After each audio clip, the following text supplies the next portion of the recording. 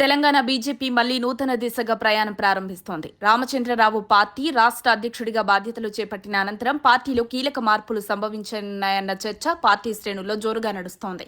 ఇప్పటివరకు పాత నేతల ఆధిపత్యంతో కొనసాగిన పార్టీ ఇప్పుడు నూతన నేతలకు అవకాశాలు కల్పించే దిశగా కదులుతోందా అన్నది ప్రధాన ప్రశ్నగా మారింది.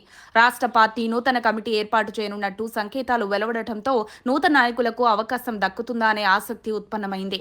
జిల్లాల స్థాయి నుంచి రాష్ట్ర స్థాయి వరకు ఆశావాహులు తమకు స్థానం లభించాలన్న ఆశతో నూతన అధ్యక్షుడిని ప్రసన్నం చేసుకునే పనిలో ఉన్నారు. కానీ ఇప్పటికే పాతవారికే పదవులు కొనసాగుతాయన్న భావన పార్టీలో చర్చనీయాంశంగా మారింది.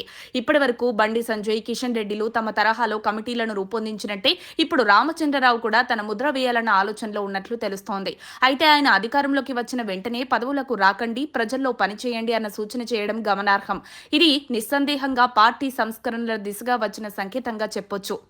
బీజేపీ స్థానిక సంస్థల ఎన్నికల కోసం సిద్ధమవుతున్న వేళ కొత్త కమిటీల ఏర్పాటు మరింత ప్రాధాన్యత సంతరించుకుంది.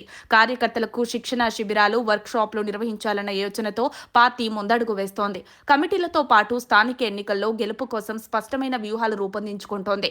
తెలంగాణ కాంగ్రెస్ ప్రభుత్వం ప్రతిపాదించిన 42% బీసీ రిజర్వేషన్ల అంశంపై బీజేపీ తీవ్రంగా ప్రతిఘటిస్తోంది. ప్రత్యేకంగా ముస్లింలకు 10% రిజర్వేషన్ కల్పించడాన్ని వ్యతిరేకిస్తూ బీసీలకు నష్టం జరుగుతుందని ఆ పార్టీ ఆందోళన వ్యక్తం చేస్తోంది.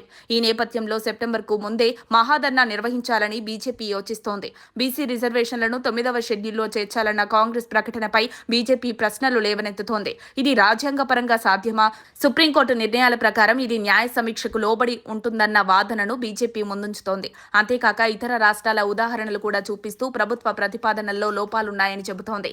రామచంద్రరావు అధ్యక్షుడిగా బాధ్యతలు చేపట్టిన అనంతరం బీసీ రిజర్వేషన్ల అంశం అతడి తొలి ముఖ్యమైన ఛాలెంజ్గా మారింది. ప్రజల్లోకి నిజాలు తీసుకువెళ్లేందుకు, కాంగ్రెస్ పై ఒత్తిడి పెంచేందుకు బీజేపీ మహాధర్నాను ప్రాధాన్యతగా చూస్తోంది.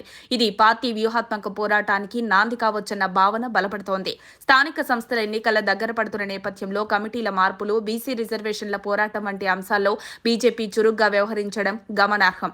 కొత్త నాయకత్వం, కొత్త వ్యూహాలతో పార్టీ మరింత బలోపేతమవుతుందా లేక పాత నేతల ఆధిపత్యం కొనసాగుతుందా అన్నది చూడాల్సిన అంశం. తెలంగాణ బీజేపీలో మార్పు వర్షం కురవబోతుందా లేక పాత మెథడ్లతోనే ముందుగా సాగుతున్నా అన్నదానిపై రాజకీయంగా ఆసక్తికర చర్చలు సాగుతున్నాయి. మరిన్ని అప్డేట్స్ కోసం మా కాయ్ టీవీని సబ్స్క్రైబ్ చేసుకోండి. మా వీడియో కనుక మీకు నచ్చినట్లయితే లైక్ చేయండి, షేర్ చేయండి. మీ విలువైన అభిప్రాయాలను కామెంట్ బాక్స్లో తెలియజేయండి.